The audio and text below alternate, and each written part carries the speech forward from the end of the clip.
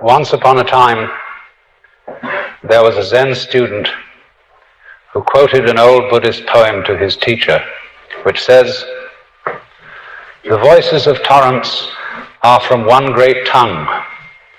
The lines of the hills are the pure body of Buddha." "Isn't that right?" he said to the teacher. "It is," said the teacher, "but it's a pity to say so."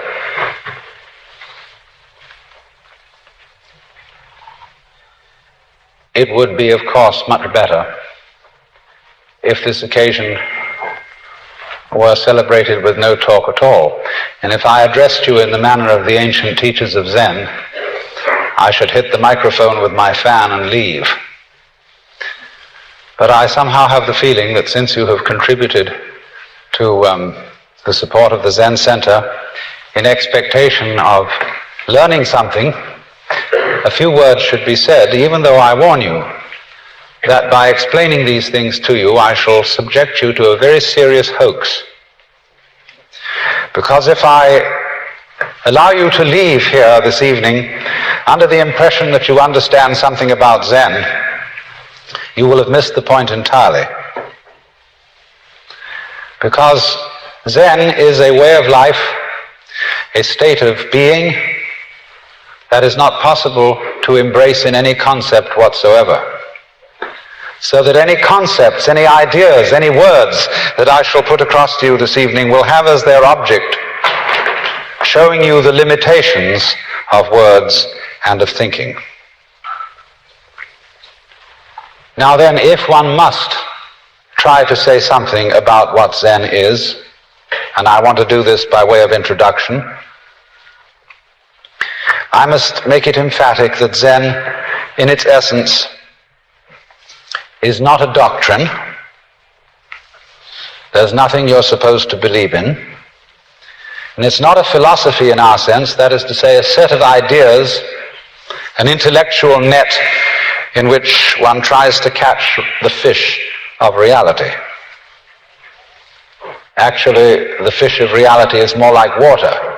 It always slips through the net, and in water, you know, when you get into it, there's nothing to hang on to.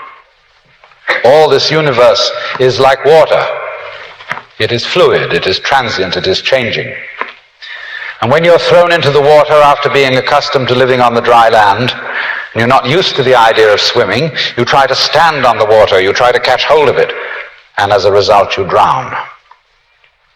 And the only way to survive in the water, and this refers particularly to the waters of modern philosophical confusion, where God is dead, metaphysical propositions are meaningless, and there's really nothing to hang on to, because we're all just falling apart. And the only thing to do under those circumstances is to learn how to swim. And to swim, you relax. You let go, you give yourself to the water, and you have to know how to breathe in the right way. And then you find that the water holds you up. Indeed, in a certain way, you become the water.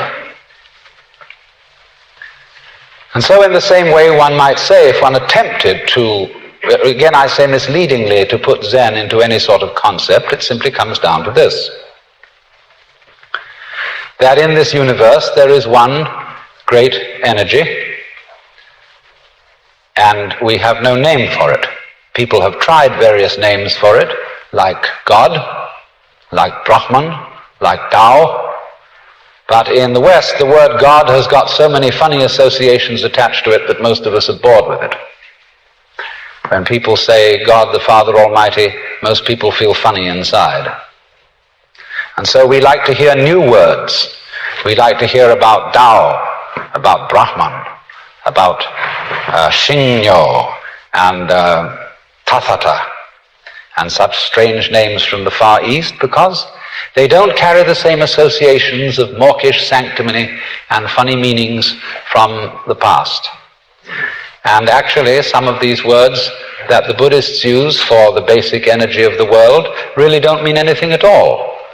The word tathata, which is translated from the Sanskrit into suchness or thusness or something like that, really means something more like dadada, based on the word tat, which in Sanskrit means that.